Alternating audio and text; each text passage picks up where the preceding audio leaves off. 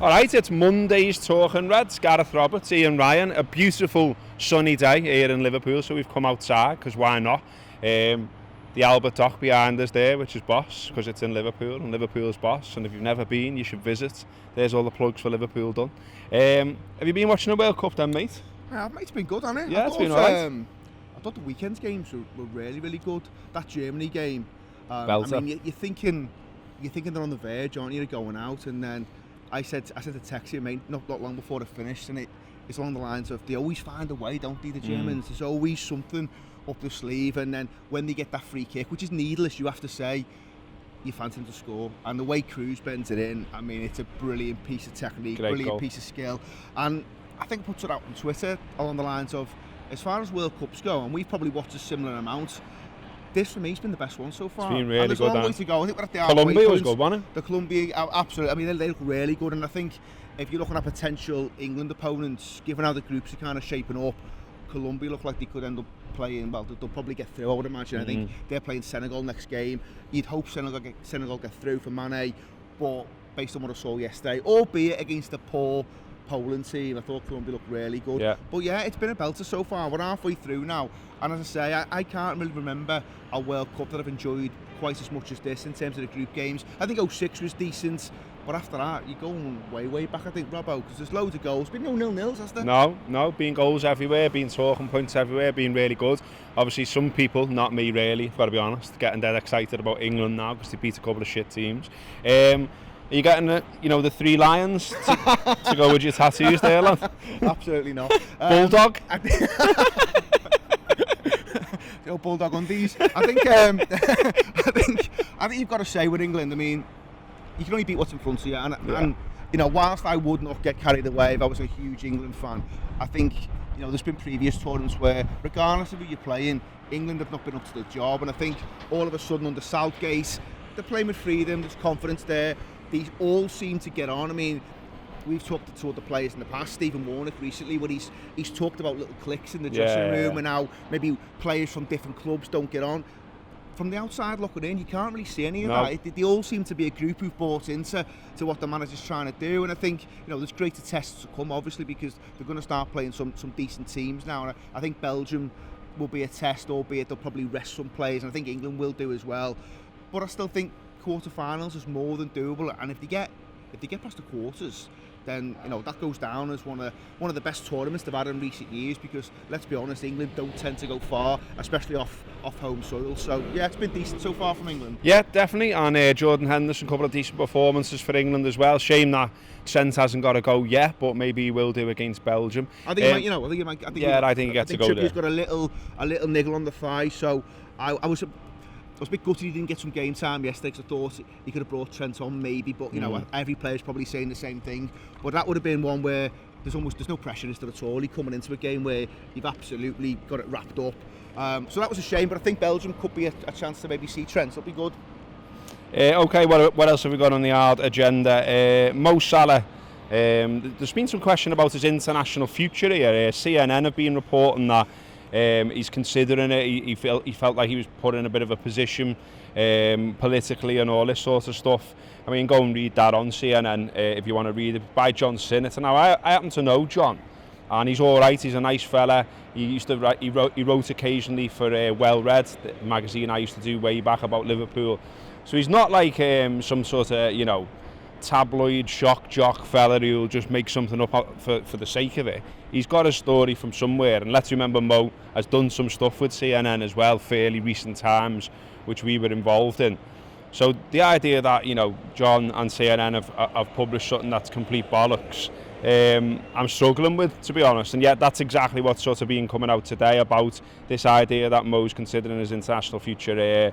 An Egyptian FA board member has said, speaking to Goal, this is a big lie, and nothing like this is true, and I wonder how CNN are reporting these things. I'm sick of all these rumours around our team, etc, etc, etc. Egypt are in action today, playing Saudi Arabia, so let's hope Mo gets on and plays well and scores some goals and doesn't get injured and all the rest of it. But it's got to be a bit of a worry that these stories are kicking around if you're an Egyptian, basically, because they absolutely love him in that country. I mean, I went over there and had an holiday, and you know, it's all they all want to talk about. They're all going mad for him, and the idea that, you know, someone somewhere's putting him into situations he's not happy about.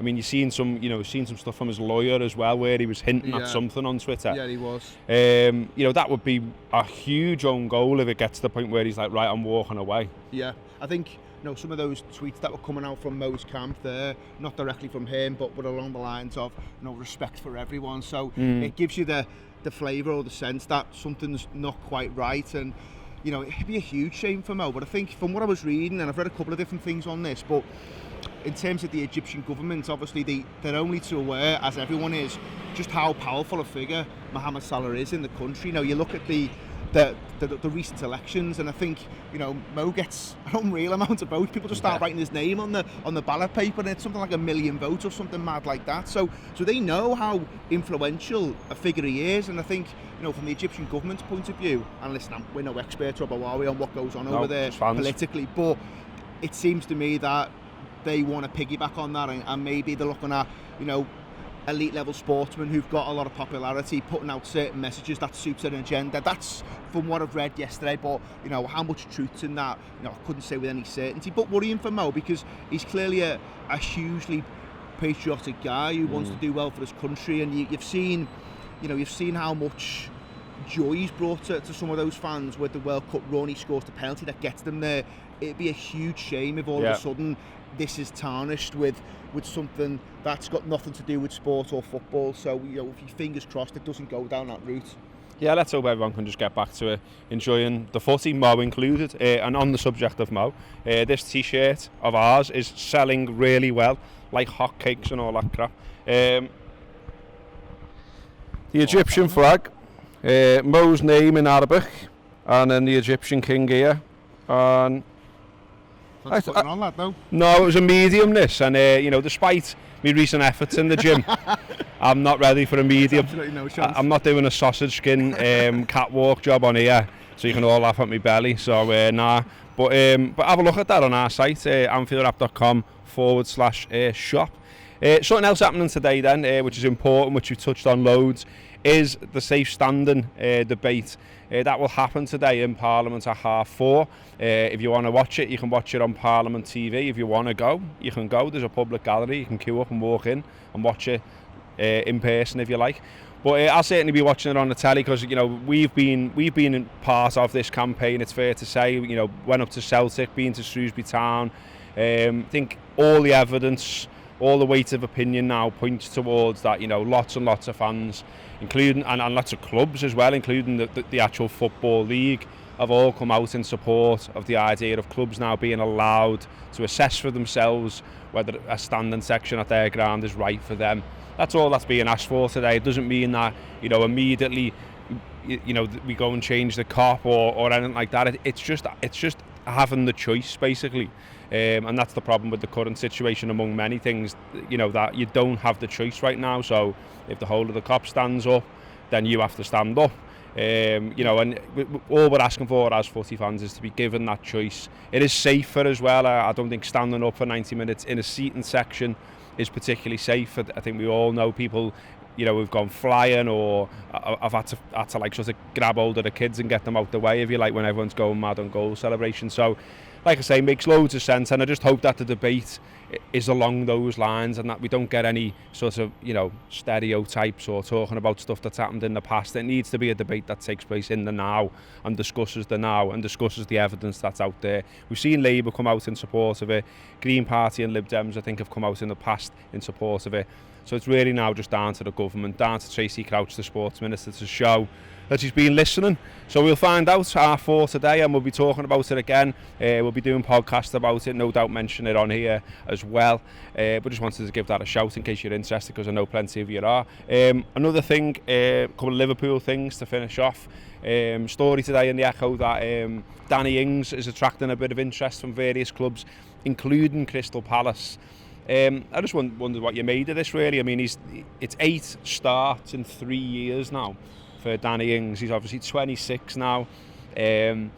Wasn't included at all, and I thought writing on the wall personally, but, you know, not included at all in Kiev.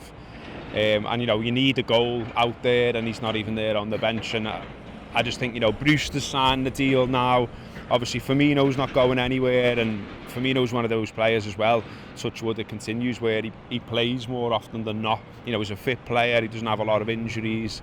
So you kind of think with Brewster there, with Solanke there, like is it worth things hanging around at 26 really for hardly any football? I don't think it is, Robbo. I think there was lots of debate about it towards the end of last season. I think you're right to reference the European Cup final where, you know, Klopp doesn't seem as a viable option, even when, you know, we all know there was weaknesses around that bench. You know, it wasn't what we wanted it to be for such an important game, and yet he still does not get a look in. So I think for the good of the lad, really, I think Danny Ings will look at it and say, well, even if Liverpool want him to hang around and be a fifth or a sixth choice, well, a lad who's only had 8 starts in 3 years, you need more, don't you? Yeah. You need more. I mean, he's had such poor luck with injuries, and I guess we'll never know what his true level would have been. You know, at Burnley, he looked like a lad who could nick you a goal. I think he gets 11 in that standout season that he has for them. Say standout, but you know what I mean. Relatively speaking, he had a decent season for them, but he's never quite looked like he was ever going to rediscover that form. And maybe it's injuries, maybe it's just taking time to get back to playing top flight football again. I'm not quite too sure. And I think when he has played for us, he's often played in a rejigged team anyway, so he's not actually playing with lads who you think, well, they're the lads who are going to be starting with you anyway, you know what I mean? It's obviously lads like Solanke, for instance, who he's playing up front with, or it's in games where we're not full throttle because we've got bigger things on the horizon. So it's never quite worked for him, but I think from his own point of view now, he needs to look at what the future looks like, and I don't think it's at Liverpool Football Club. Someone like Crystal Palace, that sounds like an ideal move. You know, Crystal Palace, maybe Newcastle, you know, someone who's looking to maybe break into that top half of the table. I think Danny Ings probably comes in and gets you between 10 and 15 goals if he gets a decent run of games. So I think it's best for all concerned that he maybe looks elsewhere, and I'd like to think we're looking at bigger picture stuff than someone like Danny Ings. With all due respect to the lad, he's probably not quite the level that we need. Another one where there's a bit of a question mark is Harry Wilson. There's some interest in him from Norwich, Hull as well, you know, where he was on loan, expected to still show interest in him as well. Fulham and Huddersfield also interested in him. He's another one where I kind of think he's 21 now. You know, he gets 7 goals in 13 while he's at Hull. And you know, the fans loved them, and he was getting lots and lots of praise. And you know, you get the usual line, "Oh, Jurgen Klopp will have a look at him this summer." But I don't know what it is about him. I mean, I haven't watched loads of him personally, but I kind of think, did he think he's a bit too slight for the Premier League? Because maybe he's just, you know, he's banged them in at under 23s, and have people raving about him. And Klopp's not someone who's shy of giving people a go if they're ready. And yet he has. Why has he never given him a go? Do you know what I mean? Yeah. I mean, maybe I'm wrong, and maybe this summer we do see something happen.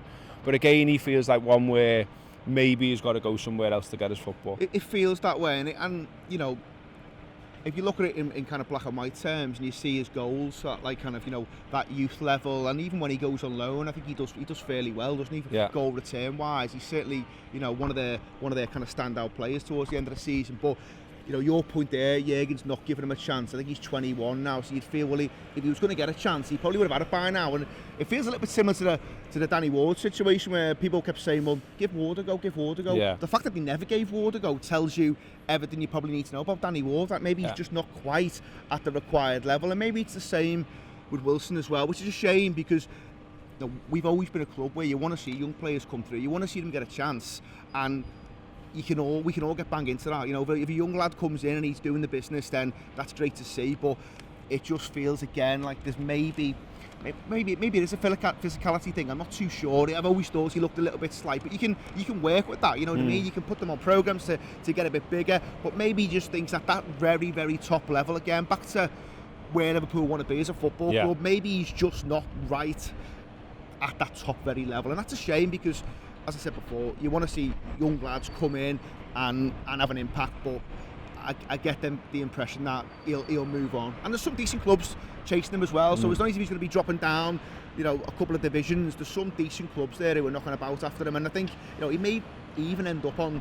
on loan somewhere at a Premier League club. You don't know. Well, there's loads and loads of friendlies for him to shine in, starting very soon. You got your Bury, Blackburn, Tranmere, and then of course the American tour, which brings me nicely onto the fact that we are going to America. We will be doing a show around every game that Liverpool are playing out there. So there's one in New York, one in Detroit, and Charlotte to come. If you're interested in going to see the Anfield Apps live shows out in America, get involved. They're not going to be huge venues, so there's only going to be so many tickets. So if you fancy it, get involved, get in there and get your tickets sorted. It's theanfieldapp.com/tour live, TAW live, and you can get your tickets there. In terms of the podcast today, we've got an Anfield Wrap show out there, the free one, as ever, on a Monday that will be out there. There's a gutter show where we'll be talking about all the latest transfer gossip, all the latest links to Liverpool, and there is a World Cup show which Ian Ryan is going to leg off now and get involved in. So that has been today's Talking Reds. Thanks for watching from a sunny Liverpool.